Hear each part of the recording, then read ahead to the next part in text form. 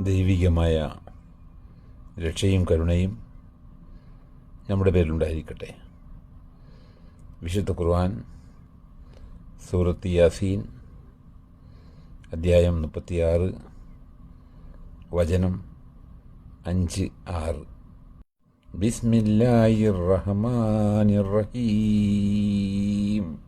തൻസീലൽ അസീസിർ റഹീം.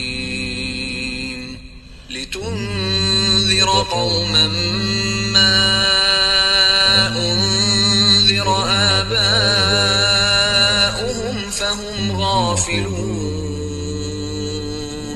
കരുണാനിധിയായ പ്രതാപശാലി അവതരിപ്പിച്ചത് ഒരു ജനതയെ നീ താക്കീത് ചെയ്യാൻ വേണ്ടിയാണത്.